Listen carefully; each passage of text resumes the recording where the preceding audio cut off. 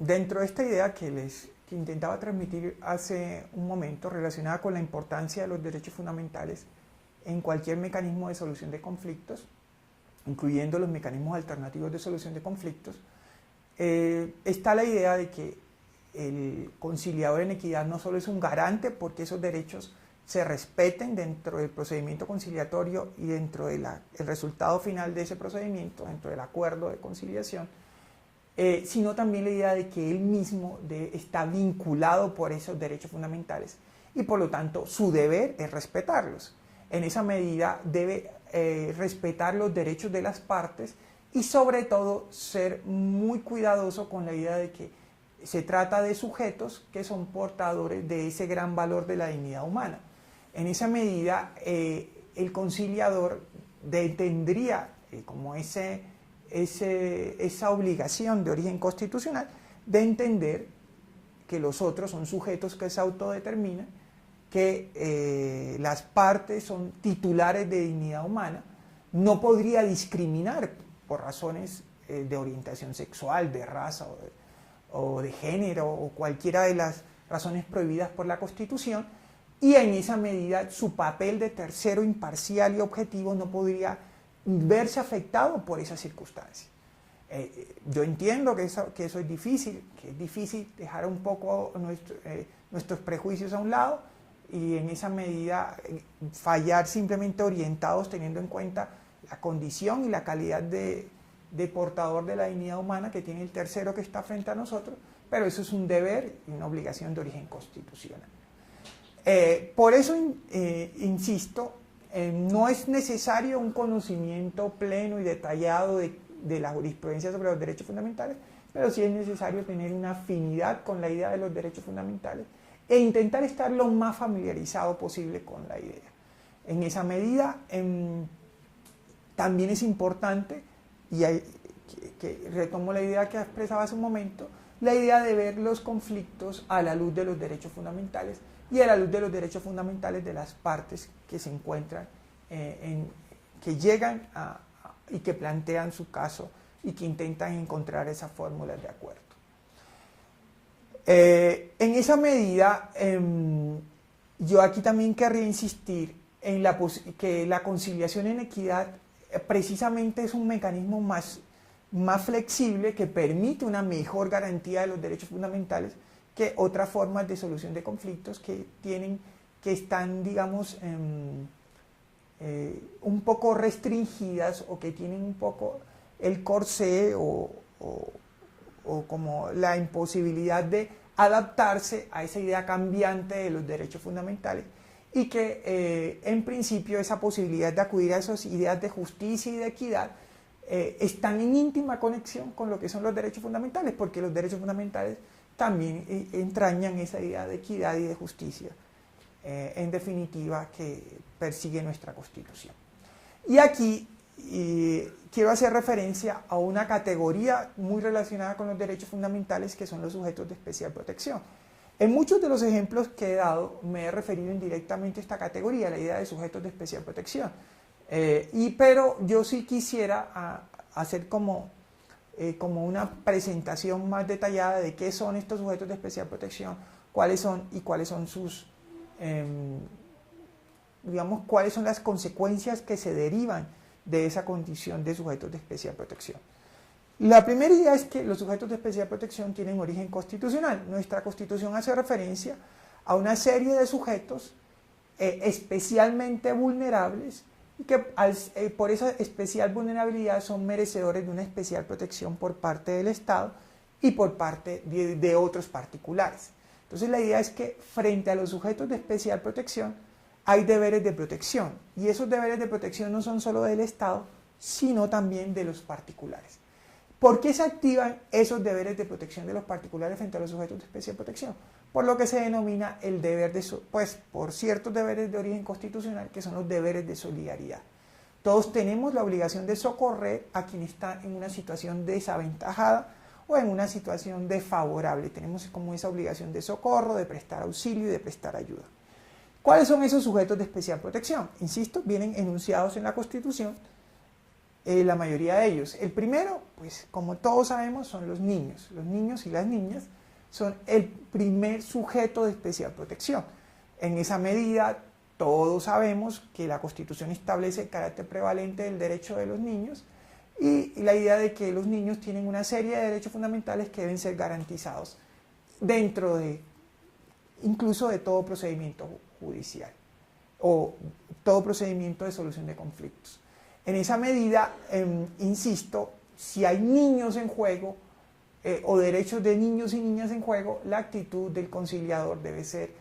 particularmente sensible con esa condición de los niños como sujetos de especial protección y con esa idea de carácter prevalente de sus derechos. De tal manera que los límites o las restricciones que se impongan a esos derechos de los niños tienen que ser muy cuidadosamente pensados, precisamente porque gozan de una especial protección y tienen un lugar especial dentro de nuestra Constitución.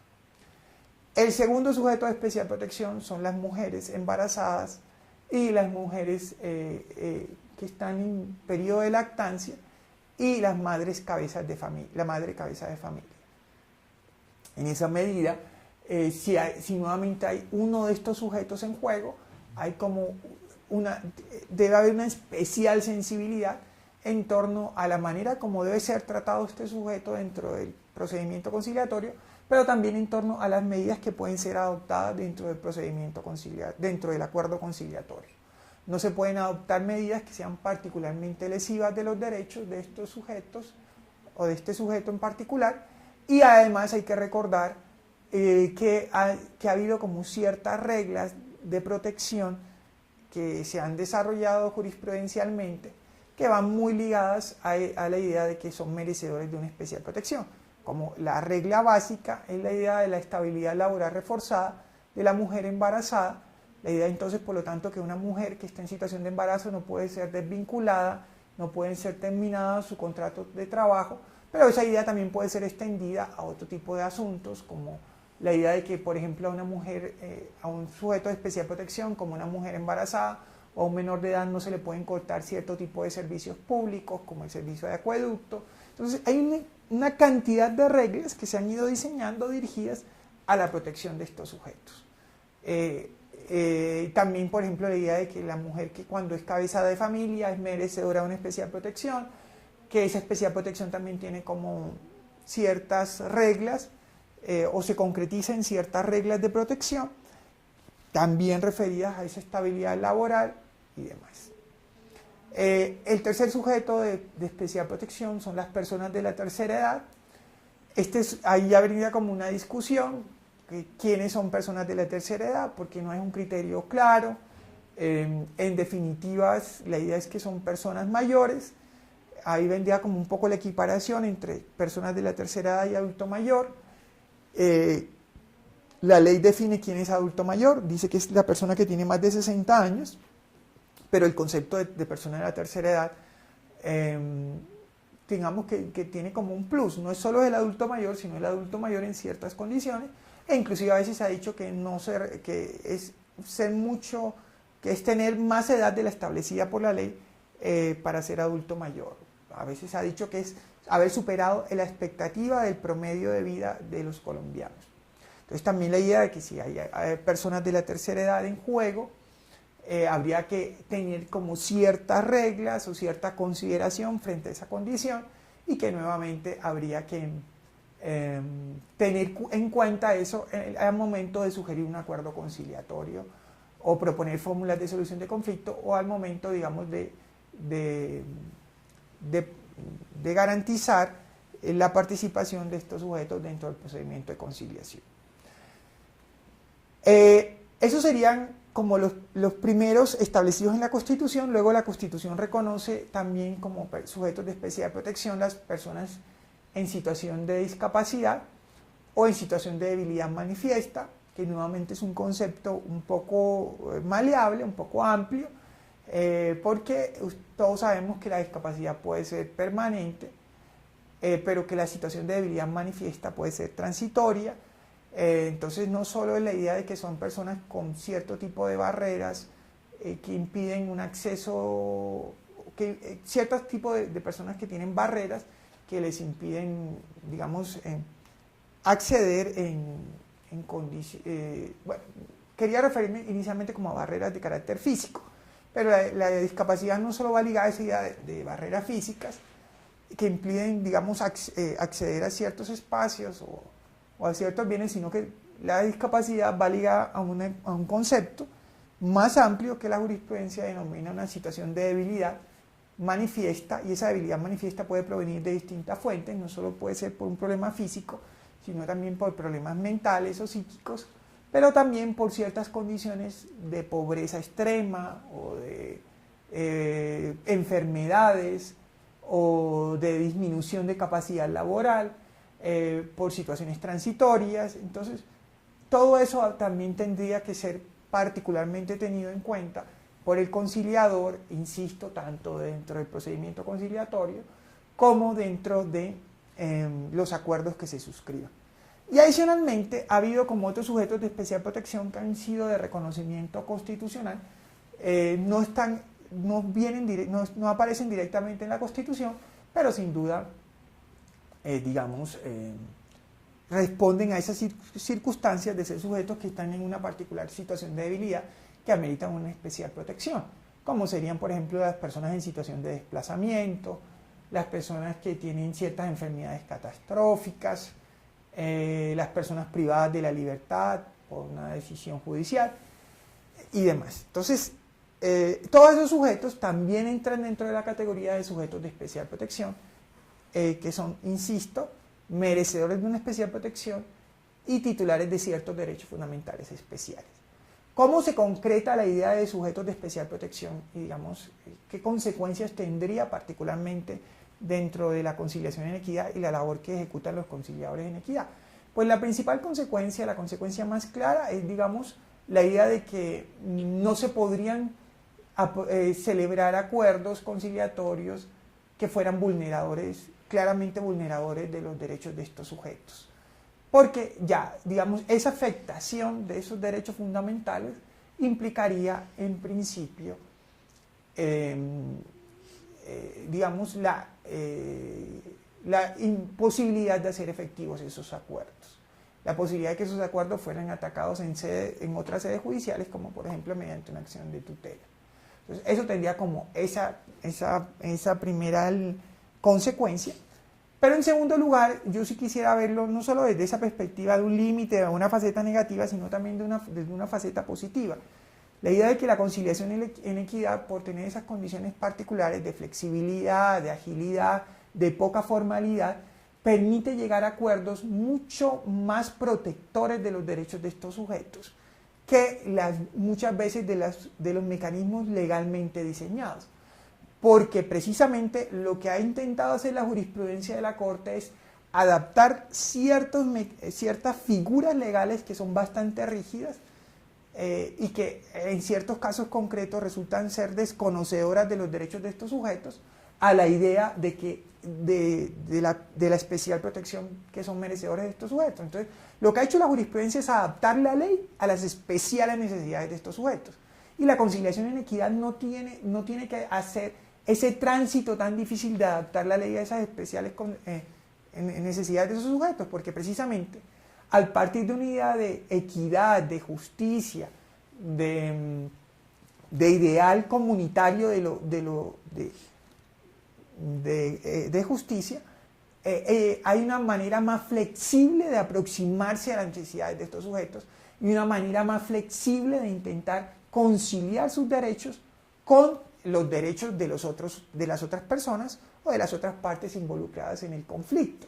De tal manera que, por ejemplo, cuando se trate de la restitución de un inmueble arrendado,